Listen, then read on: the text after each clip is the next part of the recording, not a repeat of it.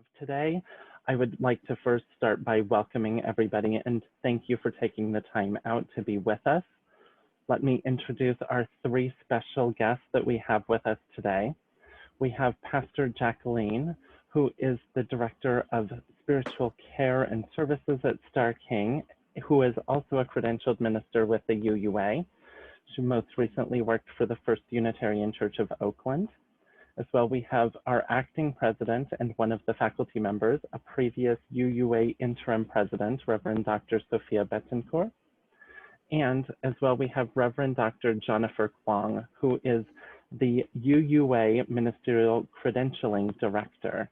He's the person that helps us, people like me, and hopefully you, get into credentialed ministry within the UUA. And so we're very blessed to have the three of them with us today. And I'll turn it over to Reverend Dr. Sofia Betancourt. Good afternoon.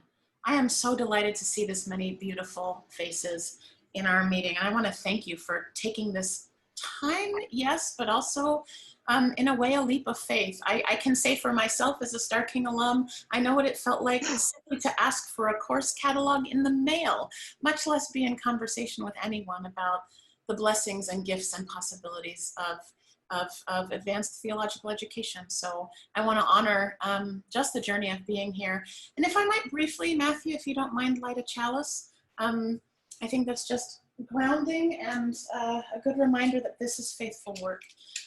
We have a traditional chalice lighting here at Star King School for the ministry. I know it can be somewhat cacophonous when we all speak together, so if you'll stay muted, if you know it, please join me. These words came out of a process with the Reverend Dr. Rebecca Parker when she was still our president. With the kindling of this flame, we reaffirm our commitment to accept life's gifts with grace and gratitude, and to use them to bless the world in the spirit of love. Welcome, welcome. So this afternoon, we are particularly talking about pathways to Unitarian Universalist leadership. Our UU identity and history is really core to the work and life and presence and approach of our school. And you'll see that throughout a variety of programs and degree structures that I know Matthew's going to speak to a little bit later. But I wanted to start by saying that in my own lived journey, I became a Unitarian Universalist at the First Unitarian Society of Ithaca, New York, sometime in the 1990s. I don't remember. I'm sorry, I should look that up so I have a better story to share with folks. But I became a Unitarian Universalist in a congregation that is deeply embedded in UU values and models a really beautiful local kind of Unitarian Universalist accountability and connection to other communities that I don't always see in the UUA. But I genuinely, when I was applying to seminary, I understood myself to be part of a central New York cluster. We weren't super grounded in the national work of the UUA. I knew what the congregation was like in Rochester and in Ithaca and in Syracuse, but I couldn't have told you anything about Boston. I think my paperwork at the UUA will forever tell you that I was part of the Central New York District, which of course did not exist in any form or fashion. I say this to say I picked Star King for many reasons, right? Reasons of justice, reasons of education, reasons of inclusion, reasons of multi-religiosity, things that I thought would prepare me to be a religious leader in the 21st century. But I also really picked Star King because I wanted to understand what it meant to be a Unitarian Universalist leader in a justice-centered context. And I love my home church. Apparently they still track me. There are little updates in the newsletter, 20, 30 years later about what I'm doing, which makes me feel very loved. But Star King gave me a window into UU leadership that I would not have had otherwise, as much as I love my home community and my home congregation. So you will hear a lot that Star King has a centered UU heritage and also a deep multi-religious expression. Yes, Kiana, that's a great question. You can absolutely put questions in the chat. It might take us a minute to get to them, but I know our colleagues will help us to manage information flow. But part of what is true about Star King is that our school very intentionally prepares progressive religious leaders across a variety of faith traditions, right? And that our faculty, our students, our structures are very intentionally set to make a pathway to Unitarian Universalist ministry easy, embedded in the life of the school. You will hear some that Star King, we talk about 8 thresholds to religious leadership. They're core to how we teach, to how we learn together in community, and they all have traceable connections to the requirements for Unitarian Universalist fellowshipped ministry and ordination. I'm using the word leadership as opposed to ministry. Can I say more about that distinction? So Kiana, let me be honest with you. I I mean, what time is it? Finished a 2-week core intensive on Unitarian Universalist ministerial leadership. And so my brain is keyed to minister as leader rather than ministry kind of narrowly defined. So I believe at Star King, remember, we have a few degree programs. Again, Matthew will talk to you about this, but we have folks in our school who are ordination track and folks who are not. Some folks come to Star King for the Master of Arts in Social Change. They are looking to be teachers and organizers and movement leaders. And so we embrace leadership in a religious context in multiple ways. But I also think I should probably admit that Star King has leadership and service at its bones, at its core, in terms of what it means for us to be accountable to Unitarian Universalism. There is something about being in a UU identity school that uniquely prepares you for Unitarian Universalist ministry, and I would say Unitarian Universalist leadership. Thank you, Kiana, for that question. It is the fact that rather than being in seminaries, don't misunderstand me, I will absolutely tell you, you can get a brilliant, prophetic, preparatory process in a non-UU school. You absolutely can. You will never hear me say that folks who don't attend an identity school aren't getting a good enough UU education at all. I think some of the difference is that the preparation for Unitarian Universalist ministry and leadership is built into our pedagogical structure, right? So rather than having funds, for example, for you to take courses in UU polity or church history somewhere else, you know, at Star King, we teach UU ministerial leadership. We teach religious education in a UU context. When you take a preaching class, not all of your colleagues will be UUs. I think this is vital, actually, right? That you are in a context with multiple voices and experiences, but they're informed by a UU heritage and tradition. We teach UU theology classes, polity, history, and the difference between working with syllabi, which, you know, in my classes, Diane could tell you, every book that I teach that's on the Ministerial Fellowship Committee reading list is asterisked for you so that you know in advance, right, that we have in mind the fairly significant preparation that Unitarian Universalism asks of you as we are designing our courses. By no means is that the only thing you are exposed to at Star King. But I think one of the differences is that, you know, when you're not in an identity school, I hope, take this as a piece of advice, no matter how you pursue your training, that to have, if nothing else but a reading list with you in the beginning, so that as you choose independent study, as you choose research papers, as you choose how to prepare yourself, you can prioritize some of the work that you need to do for our tradition in your own training. Matthew, I don't know if it's possible for you to help us with muting, but someone is not muted and I'm hearing some background noise. I know we don't have automatic captioning, so I want to make my voice as accessible as possible.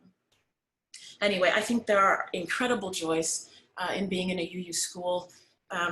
Some of it is just access and information, right? So I sit on the appointments committee of the Unitarian Universalist Association. We have faculty who serve across the movement, and it's different when you have a faculty member in the building who gives you information about leadership opportunities in the national movement and brings you with them to General Assembly or brings you with them to a specialized meeting like Finding Our Way Home, which is our annual gathering for religious professionals of color, for Black and Indigenous leaders, right? There's a kind of information exchange and a formation that is accessible, invitational, and very much keeps UU ministry particularly in mind. And please hear me say that the way that we elevate and value being in a multi-religious context, right? So that you are in your courses with progressive Jewish leaders, progressive pagan leaders, progressive Buddha, you know, a wide variety of traditions, including liberal Christians, free church followers. It changes the dialogue, and it changes how we live into our inherited tradition of Unitarian Universalism differently. So I could go on and on and on and on and on about what it means to be a UU at Star King, but I would love to actually pass. I keep squealing at poor Pastor Jacqueline every time we're in meetings together. I am so excited about your presence at our school, this kind of level of depth of formation and commitment to what ministry really asks of us. Pastor Jacqueline brings unmatched gifts in these areas. So I want to turn it over to you, and really to say to all of you, this journey you are on right now is ministry, and we're so glad that you're here. Thank you, Reverend Dr. Sofia. Yeah, it is a blessing to be in your presence. I am feeling a little nostalgic, remembering when I came to Star King in 2004. Oh my God, a long time ago. Just a little bit about my spiritual journey to my call. My beloved grandmother said that when I was able to talk, I told her I wanted to be an angel. That wasn't a possibility, because she said angels were in heaven with God. Then I wanted to be a nun. Well, in 1954, when I was born in that era, there were no nuns that had this color skin. So my grandmother said that I could not be a nun. And so at some point I asked her if I could be a preacher. And she said, yes, I could be a preacher, girl. So this sense of wanting to be a preacher has been in my soul a long time. I'm retired from the military, and my military career took me to Anchorage, Alaska, where I got introduced to the fellowship movement in Unitarian Universalism. You know, the rugged lay, ask your questions and reveal your doubts, and very rugged. And I was there for 14 years, and that dream to become a minister was reawakened into me. And at that time I had come out as a lesbian. I knew I was Black, you know, and I was becoming bald. And so I'm going like, okay, where can I, as a lesbian, Black and bald and queer? Wasn't gonna be in my grandmother's Baptist church. It wasn't gonna be in Catholicism. Unitarian Universalism offered me an opportunity to be the fullness of what God created me to be. And I don't believe in a God, but that sense of being created by something that is huge and wonderful and awesome, Unitarian Universalism offered me that. And I didn't need anybody to save my soul. My grandmother had already done that. You know, my soul had been saved. So I wanted to go someplace where I knew salvation had already happened. And again, Unitarian Universalism offered me this opportunity to be committed, to be of service, and to live out that little girl dream of being a preacher girl. Not that I wanted to be a preacher girl. I came to Star King to be an organizer. An organizer. I said that over and over for 4 years, but it didn't quite, that was not how God, as I like to say, called me.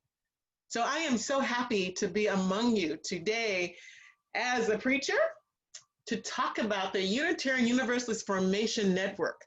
It's another opportunity where you have access to clergy, where you have access to information, where you have access to excitement, where you have access to people and resources that can help you in this process of, you know, weaving and darting and waking up at night because you can't sleep. Am I making the right decision? Has God called me?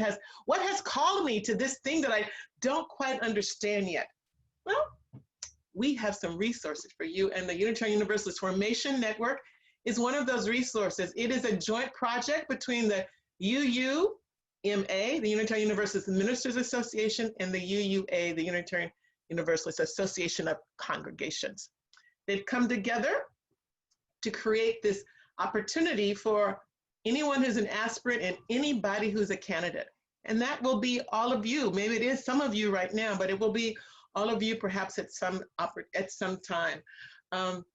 And what does it take to be eligible to be part of the network, to be in good standing with the Unitarian Universalist Ministers Association?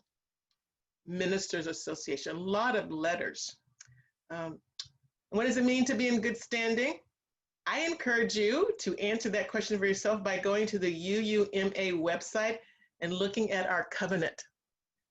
You know, it is a wealth of information there, and it really is a joy to read how the UUMA holds us as clergy, as spiritual leaders, as community organizers in so many ways. So I really encourage you, when you get it, as soon as you get an opportunity, to go to the website and read our covenant. I just want to share a couple of features of the Unitarian Universalist Ministers Formation Network. And I'm going to stop using all of those letters and just call it MFN, which is lovingly referred to as. So once you become a member, you have opportunities to be in discernment groups. And discernment groups are just that. It's a group that you can be in, or you can meet with a vocational advisor that helps you discern some of the stuff that comes up as you're on this journey of discerning your call. And I help organize those groups. You can also get an opportunity to other kinds of education. The UUMA puts out different kinds of webinars that you can participate in.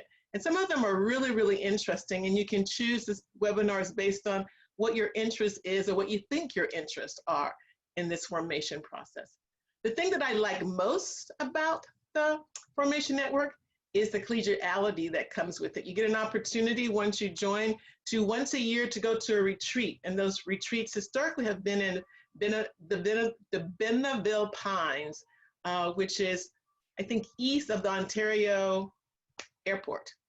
And those retreats, I'm not so sure they're going to be retreats at the retreat center anymore because of, you know, that COVID thing that is kind of wrecking some of our lives. But I'm sure they'll find some way to bring us together. So you get an opportunity to talk to colleagues, get your questions answered. It's kind of an intimate setting, you know, face to face or maybe Zoom to Zoom. But they, as I have understood, I didn't get a chance to go to any because there wasn't those kinds of things when I was in seminary, but they exist now.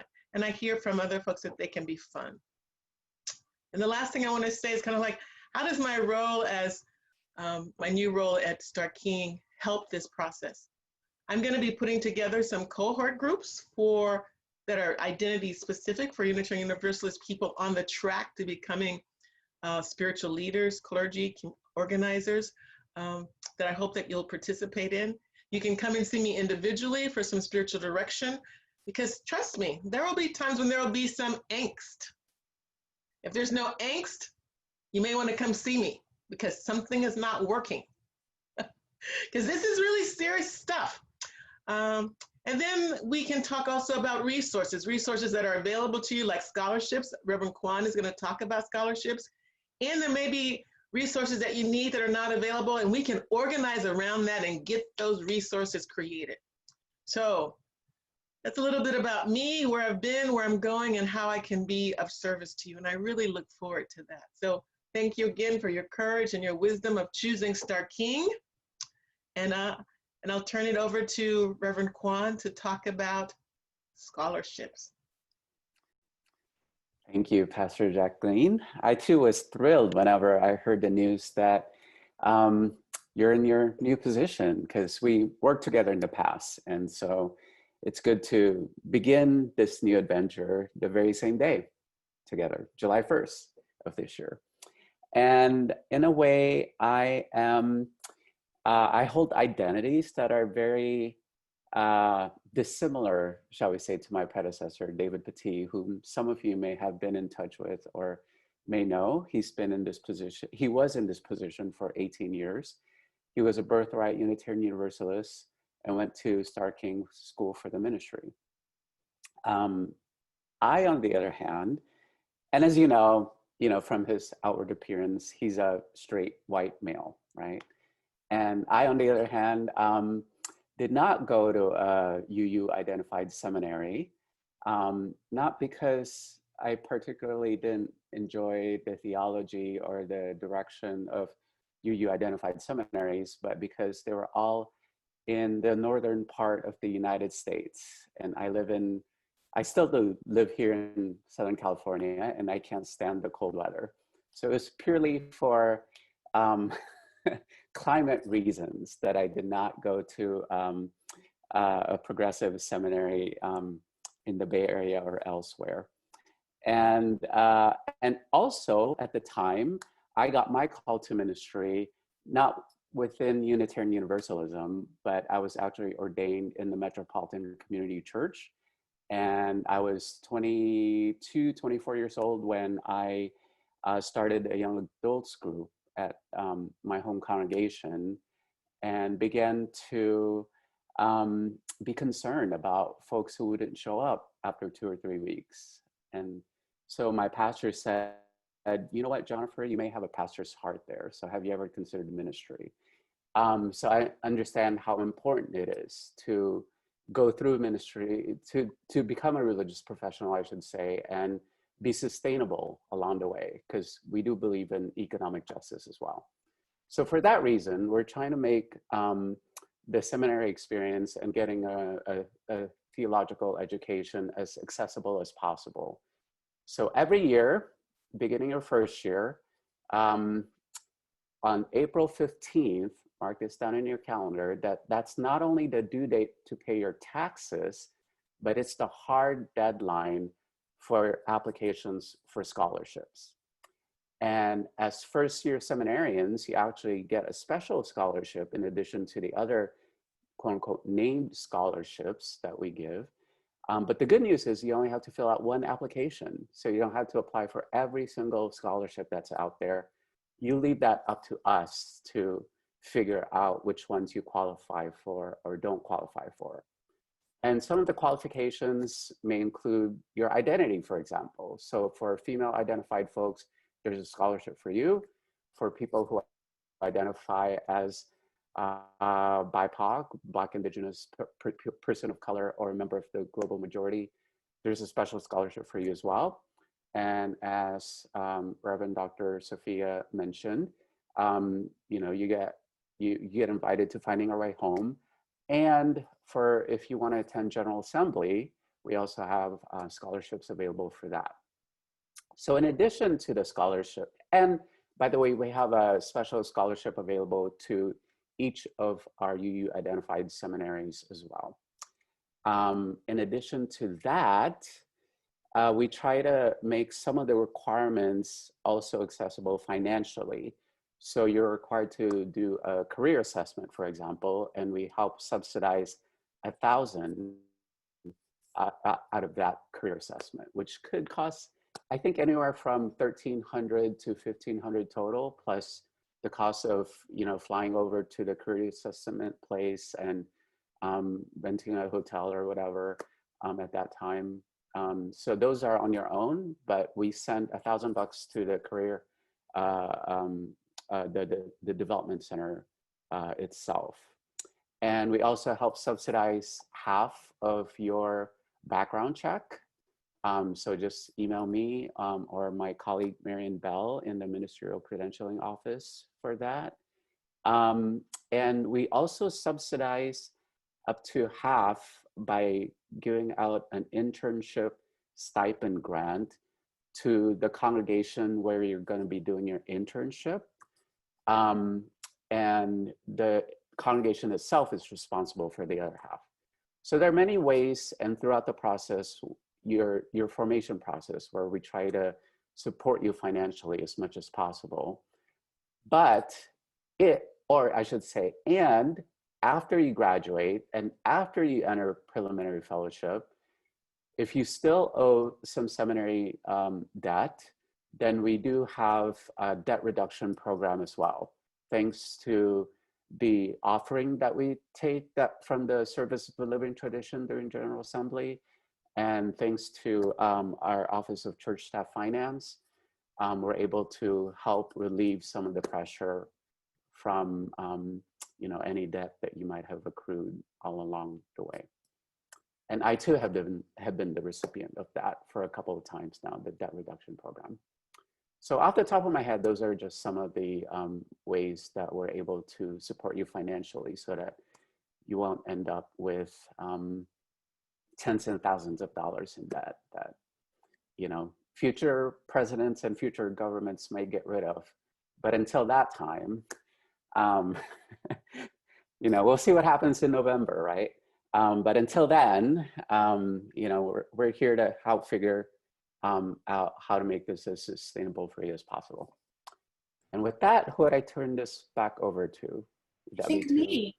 But Jonipher, Reverend Kwong, thank you so much.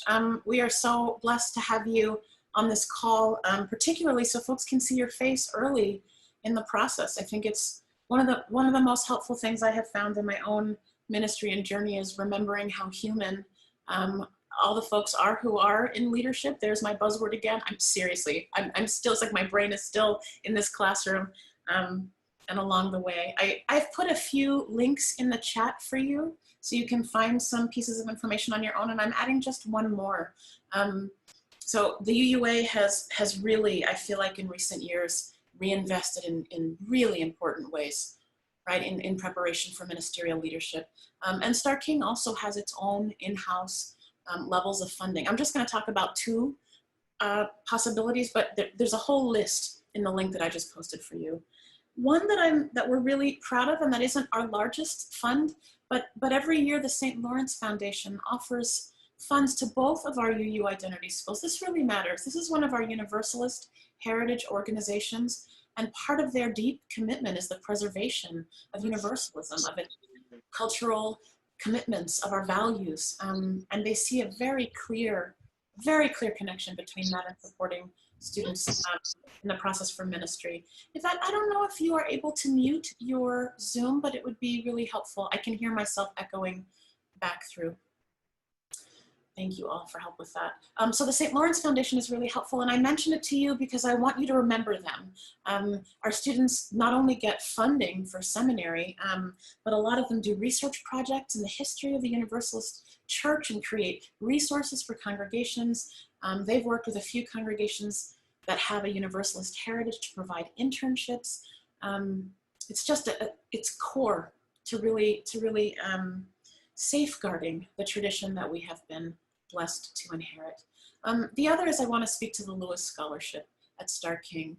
Dave Lewis and his family have been, or were, and are long-term supporters of the school. And this is one of the ways we partner with the UUA with some of the funds, as Jonipher told us, that specifically are earmarked for Unitarian Universalists. And between those monies and the Lewis Scholarship, we do have some students at Star King whose full tuition is covered by the school.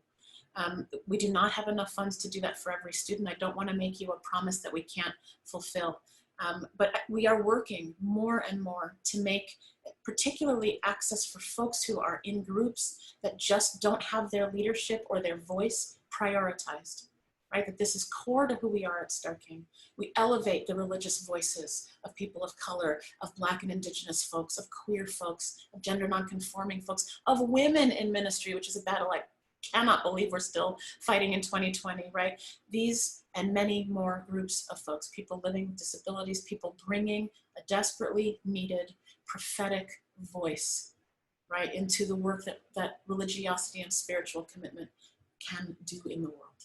So I want you to know that we have specifics on our end. When you are in the application process with Star King, the financial aid process happens at the same time, and we do our very best to get you the information you need to figure out if this is something that you can do at this point in your life. I want to check in with my colleagues and make sure that there isn't anything we've missed, but I know we really want to leave time for questions from all of you, because I think information is a gift and a blessing at this point in your journey. Please, Jacqueline. I forgot to say that the vocational advisor and the people, the spiritual leaders who do the discernment groups, they're volunteers, and they're volunteers because they care very deeply about the formation of Unitarian Universalist identity. And that's part of my new role, is to help gather colleagues in this area together and network wherever you are to bring those people to bear for you. The other thing I wanted to share was that even though we're not having the retreat this year, that may come back next year. And that retreat is free to aspirants and candidates. The cost is covered, travel is covered, because it really is important for you to be in communities where you can get your questions answered, where you can, as Reverend Sofia has said, be in the spirit of people who deeply care about you and your formation. So keep your eye open, and you can go to the UUMA Formation Network website, and there they post when the retreat is and where, and those kind of logistic pieces of information. Yeah. Thank you, Sophia. You're welcome. And that is the first link that I posted in the chat, is the Ministers Formation Network website. So look, I know that the pathway to ordained fellowshipped UU ministry is complex. It is complex, it simply is. It is why so many people are committed to making this process easier for you. And so I really want to open this up to ask questions, not just about Star King, but also if you have questions about how our pathways to ministry function, we really want to make what we know available to you.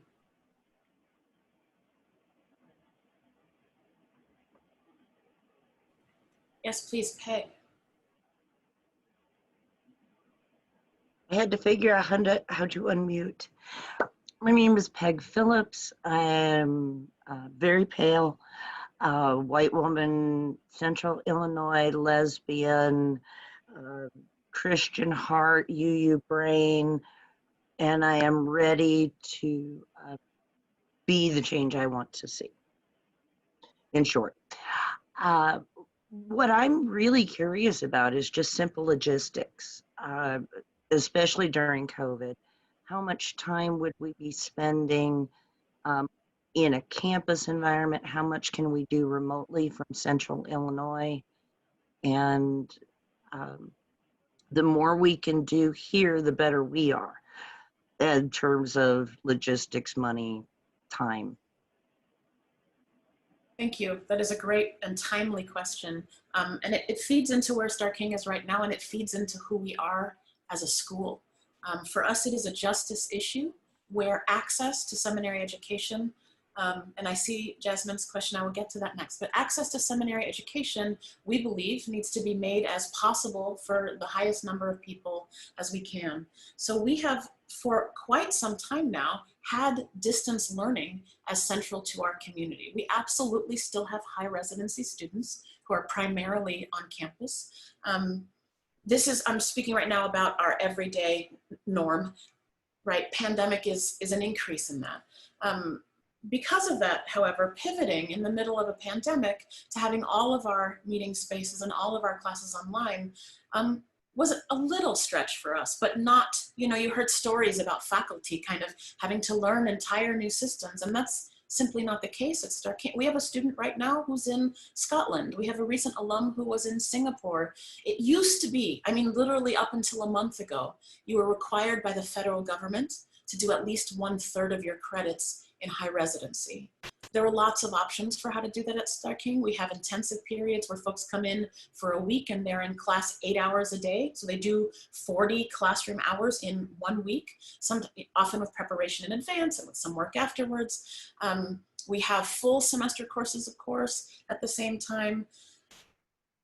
All of those right now are happening online. I cannot imagine, candidly, it would have to get past my desk right now. So there is no way that we will be requiring high residency classes while that is unsafe. I understand the complexities of other schools' experiences and realities. That is not Star King's reality right now. And I'm not going to get into the ethics because it is immensely complex about the decisions folks are making about reopening. As of 1 month ago, the federal government no longer requires any high residency credits for graduate school.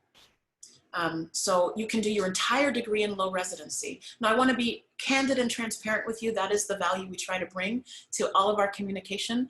I am fairly certain that Star King will in the future have some high residency requirements. There are simply some things that we believe are best done in person. I think we will make them as accessible as possible, as contiguous as possible, so you can come out, every year we do a symposium, usually in high residency. Unlikely this year that it will be high residency, but right? We bring in an honored teacher, our alums come back, our students come in from all over the world, our faculty, we have a faculty member in Argentina, our faculty come in from all over the world, and we learn together in community for a weekend. we try to put an intensive the week before and one the week after, so you can come, right? Does this make sense? Like, we're trying to maximize your access. But as of right now, we have informed our student body that anyone currently enrolled, their high residency requirements are waived. There's absolutely no way we are going to ask people to track their level of health risk to get to degree. It just doesn't make sense. All of our course offerings are currently online. If you were to begin at Stark King in the spring or next fall, you could simply begin. The life of the school is online. You'll notice, you can tell by the yarn behind me that you are in my home office. I am not on campus, right? And you've probably heard that Stark King has moved its campus to Mills College. We are sort of in the middle of that. Our stuff is out of our old building and we'll be heading into our new building in October, but we won't be there in October. We simply won't, right? The health of the community matters too much. The good news is that we are well set up for this process. We do a hybrid blend of live classes like this. We do asynchronous work online.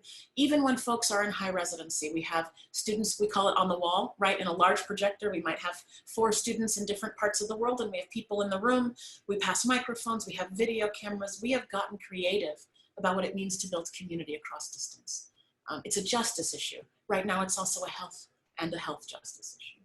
It's a very good question, Peg, thank you. And I will stop talking soon, I promise, but let me quickly say to Jasmine, Hasmin, I'm not sure, forgive me if I'm mispronouncing your name, but the difference between the Master of Divinity degree and the Mask degree is multifold.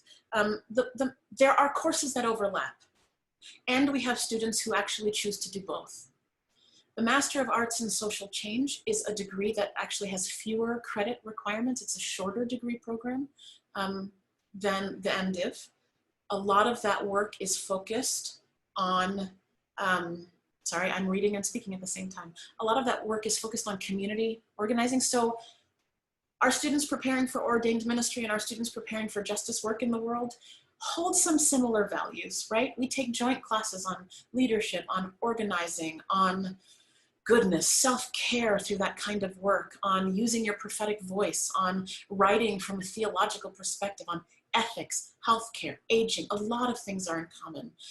Our Mask students are required to do a community project that is in a justice-making vein. So they work with our Dean of Students.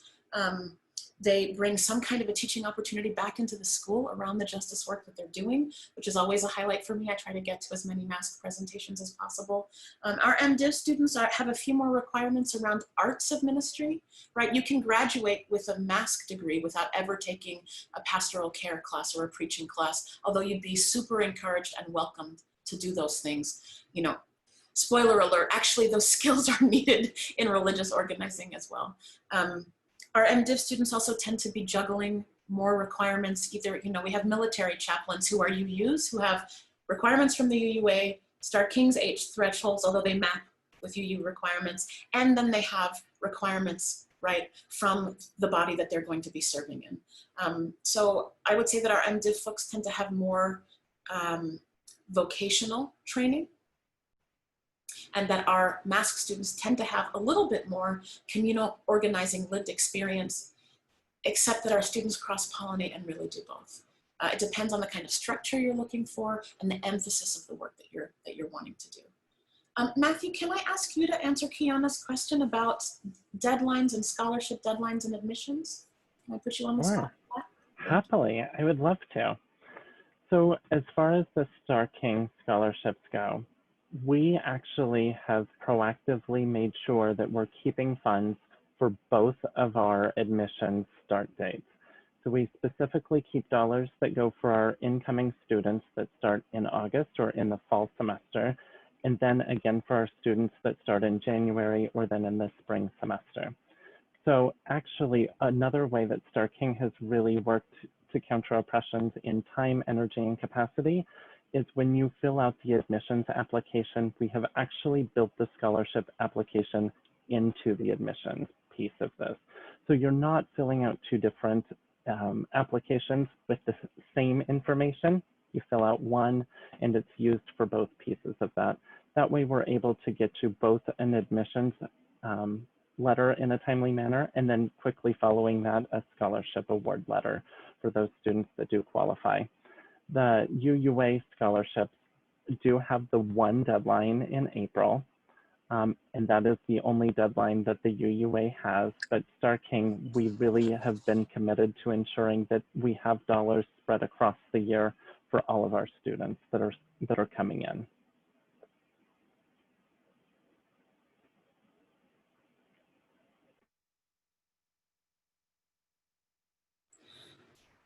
Abby, this question about whether Star King admits students who don't have undergraduate degrees, we do absolutely admit students who don't have undergraduate degrees. This, interestingly enough, is another thing that is controlled by the federal government. So, and Matthew, I may ask you to remind me, because I know that we cannot have above a certain percentage of our student body. 10%. 10%, thank you. It changed recently, or my mind believes it changed recently. The number I had in my brain before is no longer accurate. So up to 10% of our student body at any one time can be admitted without undergraduate degrees. We have some folks who have like a 2-year associate's degree and some folks who haven't been to an undergraduate program.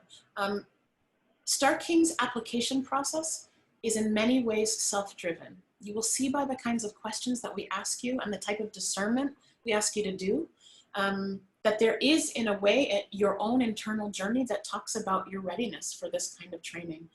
We are looking for folks with so here's the thing, with a range of experiences. Can I ask either Matthew or Jessica to stick the application link in the chat?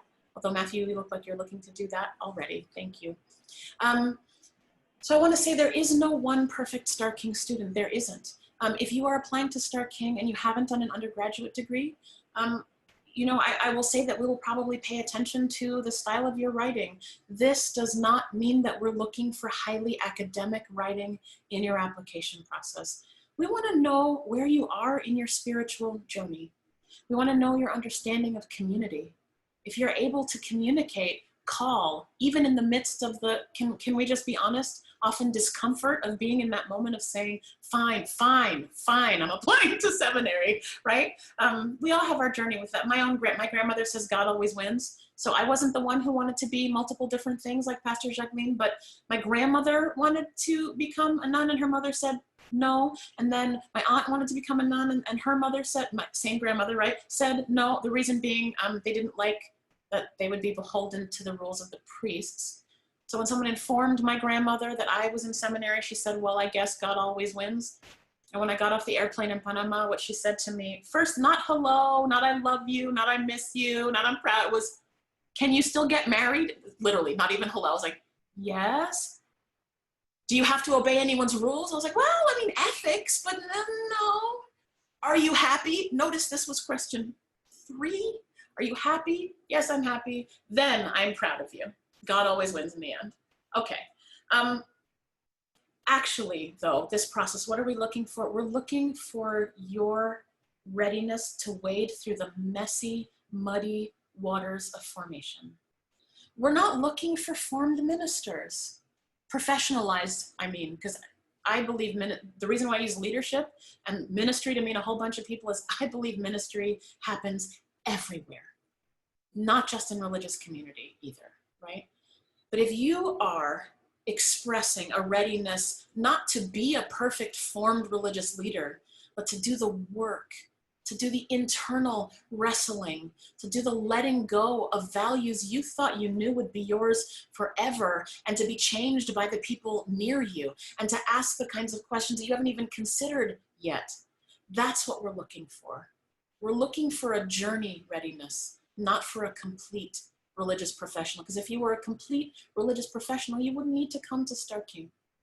You wouldn't need to come to Star King. And also, you know, another spoiler alert, I've been a minister for 17 years and I'm still learning.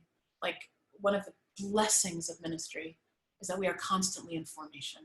But we want to know, do you want to do formation with other people? Do you want to risk who you are to be shaped by something that you don't know yet? What's calling you into being?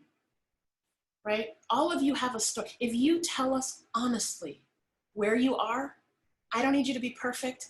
I don't need you to hide who you've been. I don't need you to pretend to some kind of saintliness that isn't even what Unitarian Universalism is about. I need you to be ready to be vulnerable with other people. That is literally what I look for, and I'm on the admissions committee. Is this journey for you? Please, Pastor Jacqueline. I just want to echo really loudly what I hear my sister saying about this formation. And I think it's part of the reason that Star King has hired me. Formation is beautiful. It is holy. It is rugged. It is sacred. It is transformative, and it is hard. It is hard. And in that place of it being hard and beautiful and ugly and satisfying, that's where I come in. If you need to sit with someone and cry or scream or yell or curse or just jump up and down for joy, say, hallelujah, ashe, blessed be, I am your person. You know? So come and let's have tea. What are you drinking, Peg? I don't drink Pepsi or Dr. Pepper, but I know lots about tea and water. You know, so we can be together individually, or we can form a group, we can pray, we can sing, but formation. And that's part of the thing, one of the things I love about Star King, we take it seriously. And so however you understand spirit, come let us be together and invite spirit into this beautiful unfolding of becoming a minister. And I have been in this process of becoming until I die. So it is an ongoing, forever, non-ending process that takes a lot of energy and people around to create this container for you to form in. Thank you, Reverend Sofia. It's beautiful. Thank you. Can I Thank you. add something as well? Please, Jonipher, please. What I also forgot to mention is that my ministry has taken on various forms throughout my decade or so ministerial career, in that I started out in the parish ministry, and then I became a community minister by becoming an interfaith organizer for California Faith for Equality. And then I was the of an interfaith counseling center. And then I went back to parish ministry. And then I went back to now becoming an institutional minister, AKA church bureaucrat, right? And I love it. And it all goes to show that, like Sofia was saying earlier, just because we're already considered religious professionals doesn't mean that we stop learning, we stop growing, we stop answering the changing calls in our lives.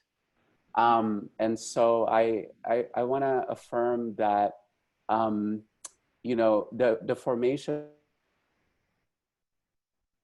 is veering off from what it used to be, where you had to make a choice early on, whether you want to go the chaplaincy route or the parish ministry route. Yeah. But rather we're training our folks to be flexible enough and to be exposed enough to various types of ministry, because you'll never know when you're gonna, you know, be in a certain situation and then find out, oh my gosh, this is really what I was looking for after all. Thank you for that. I know that we told you that the bulk of our information would be just within an hour. I'm happy to stay a little bit longer if folks have some more questions, but I would love to try to hit some of what's in the chat, if that's okay with folks. And I'm gonna be a little bit more quick because we're just because of time. So I wanna say, do you have to be an active member of a current UU congregation to apply? Not at all. Remember, we have non-UU folks at Star King. So being a member of a Unitarian Universalist congregation is not a requirement. Now for UU fellowship process, there is a part of the process where we ask you to be sponsored by a UU congregation. And there's part of the process where we ask you to sit down and have a conversation with a fellowshipped UU minister. So those relationships are going to be important on that fellowshipping journey.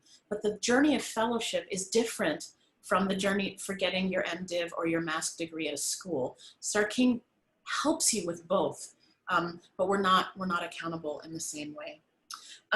Do we have classes focused on liberation theology? Absolutely. I teach some of those classes. It's one of my favorite things to do. I teach classes in womanist thought, Latina feminist thought. We have some overarching classes in liberation theology, but we also have classes in I mean, you know, is there a non-liberatory critique at Star King? Well, no, we're pretty committed to the work of liberation, but we're reading, right? We're reading the canon. We're reading, I said this in my leadership class, that the class people are actually sometimes most angry with me in is Unitarian Universalist theology, because our early theology has some real flaws and hard things in it. Does that mean we don't read it? Of course not. This is our inherited tradition. We wrestle with it. We learn how to be translators, right? We learn how to say this centering on love in community comes all the way back from here. And you need to know that we had to deal with all of these kind of messy other things we don't like to hold on to this love ethic that comes from our liberal Christian heritage, right? Like we do that kind of work. In terms of support for discernment, I mean, part of it, I really want to encourage you to be in good communication with Matthew. Matthew who is our director of recruitment and admissions.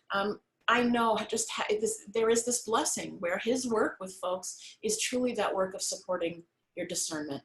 And Matthew is not voting on your admissions. Let me say that again.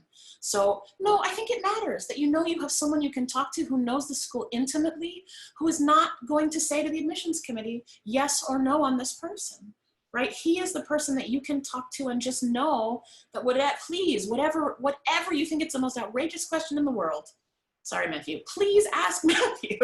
I mean, you can ask any of us, but I hope that knowledge provides a little more breadth and room for you.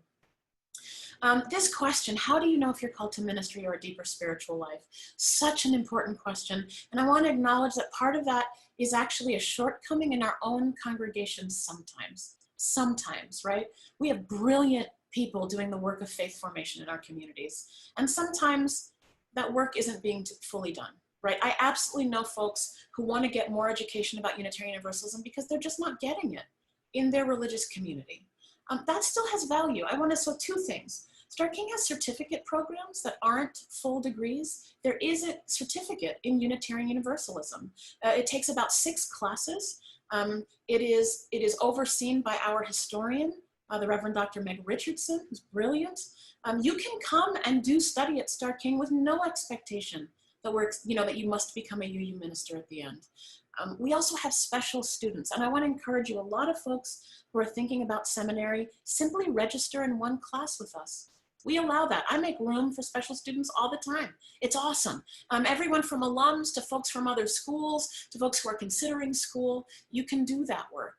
I think, if you're wondering about discernment and ministry, there's some classes that might help with that more than others, right? And to really look at the catalog. My strategy when I was a student was I took the oh hell no classes first, right? I took preaching in my first year because I was like, oh hell no. This is what I mean by oh hell no classes. It really helped me kind of wrestle with what that, and I think, I teach preaching now, so haha, careful. But, in my first year of seminary, that terrified me. Please don't look at the ministers and think you have to be them today to embark on this journey. That's not how it works. Why should a prospective student choose Stark King over Meadville? Fit. We have 2 phenomenal identity schools. They work differently. Go to a Meadville open house, look at their website, look at our website. If you have it in you, talk to students in both schools. You will get a sense, right? We have different kinds of programs. So I would say what makes Stark King different from Meadville, please note the difference in what I'm talking about. I think one of the differences is our emphasis on multi-religiosity. You're gonna have students from non-UU backgrounds in your school. Meadville has more of a UU emphasis, though not solely. There's a deep commitment, right, to educating to counter oppressions at Stark King. This is a more than 30-year pedagogical primary emphasis of the school. It shows, it lives in the walls. In my opinion, it's a different journey, though I've never studied at Meadville. Also, student-centered learning, right? You choose your program in relationship with your academic advisor. The whole goal is to meet the ministry to which you are called. Right? When our board of trustees votes on your degree, they vote based on the recommendation of the faculty, right? Is this person prepared for the ministry to which they are called? Not a cookie cutter outline of what ministry looks like or what UU ministry looks like, but the ministry you have in your time at Stark King lived into being able to express with depth, right? And fullness. Are you ready for that work? So that is a thing I would emphasize. Goodness. I feel like I've been talking a lot also. Are students that attend and don't intend to become part of a church just for personal growth and exploration? Absolutely. Absolutely. Also, I want to remind you that we have students in the master's degree who want to be informed, right, by theological education, but who are not necessarily looking for ordained religious leadership or or a religious container necessarily in the first place. I've missed a chi question. Yes, I have. I'd like to hear about the joint program with Star King and the Chaplaincy Institute. Okay, so really quickly, because I know we're coming up on time.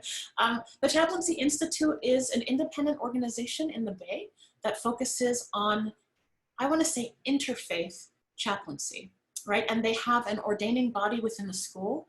And we noticed over time that we had students that were doing both programs, that wanted to do the accredited kind of master level learning that you can get at Star King. I really want to emphasize there are a ton of classes at Star King that are also focused on chaplaincy.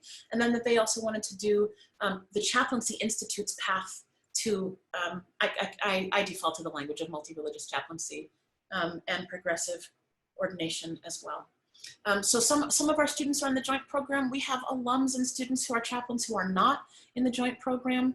Right now, we are actually, as Star King is in transition, we've put a pause in admissions to the joint program.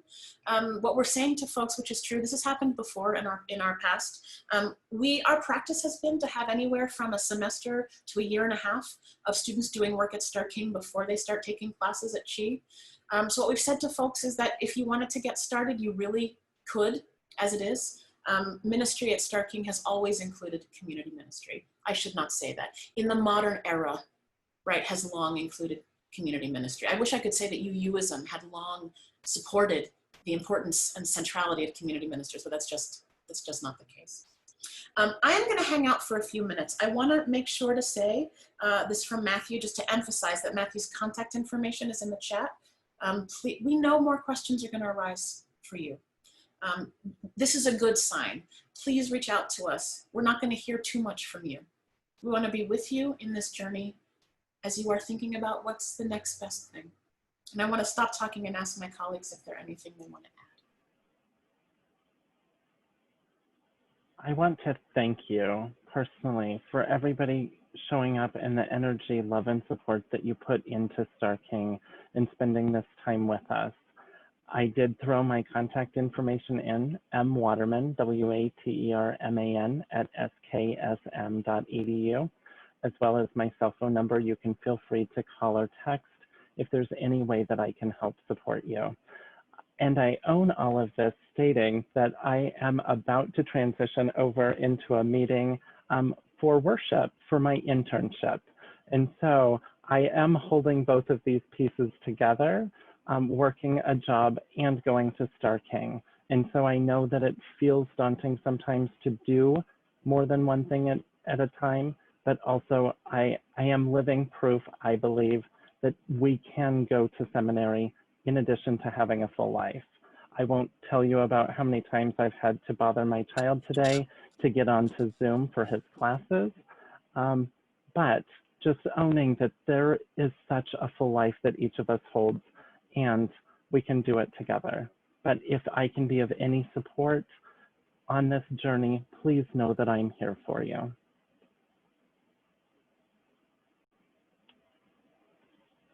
And thank you all. Thank you. Thank you, Reverend Dr. Sofia, Pastor Jacqueline, Reverend Dr. Jonipher, and my beloved Diane Daniels for showing up with us today. I really appreciate your energy, your love, and your support. Thank you all. I hope to talk to you soon. Thank you, Matthew. Thank you.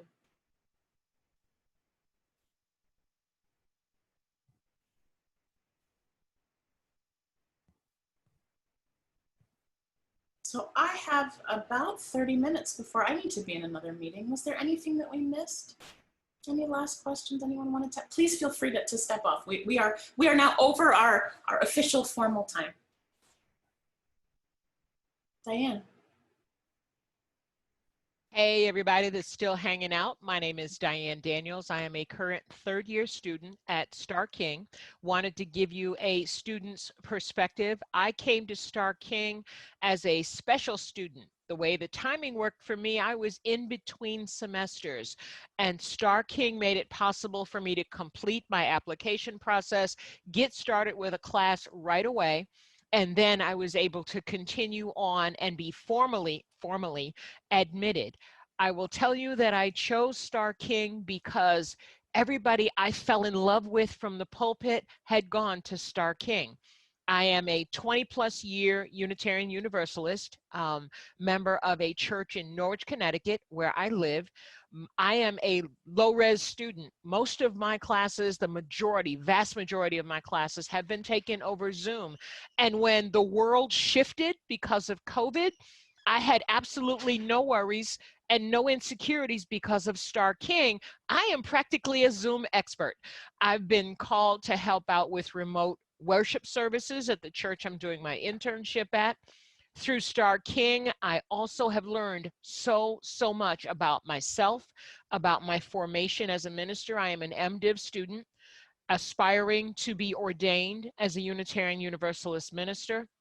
There are so many pathways that are open to you, and so many good people at this school. Not only the people you might consider stars, those you can look at and say, I want my career to look like theirs. There are your fellow students who help with the formation process because we're constantly in conversation. There are special groups that you can be a part of, and you meet people from all over, literally all over the world. I can't say enough about Star King. If I had a shirt that said SKSM fan, I'd be wearing it right now, because though I'm in Connecticut and the school is all the way in Berkeley, California, there's no place else I'd rather be. Meadville might be geographically closer. Star King is my theological and my heart-centered home for my education. I cannot recommend it highly enough. And if you have questions for me, you can either throw them in the chat, or I'll put my Star King email in the chat and you can feel free to reach out.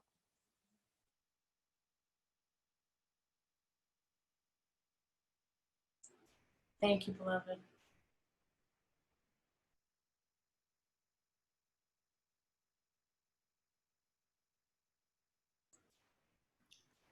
Thanks, everyone. Gotta go. Thank you for being with us. So generous of you. Really appreciate it. Thanks. Thank you all. Thank you so much. Thank you. Really appreciate it as well. See Thank you you for soon. coming. Bye-bye. Yes. Take good care. Thank you. Bye-bye.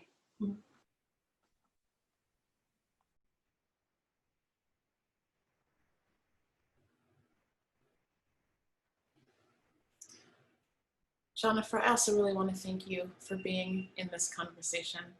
It is lovely to see your face. I'm so glad that you are in your role, and just for making time, as always, to be of support. It matters. Thanks, Sophia. Yeah. Thanks for letting me crash the party. Oh, of course. All right. Well, if there aren't remaining questions, I think we should probably say our goodbyes. But I'm just so grateful for the time and to see all of your faces. Rayla, it's nice to just see you. We missed each other this spring, you know. It's nice to be in community with everyone. Yeah. All right. Be well. Stay as safe as you can. Yes. And please be in touch. Please Be in touch. Bye, everyone. Bye.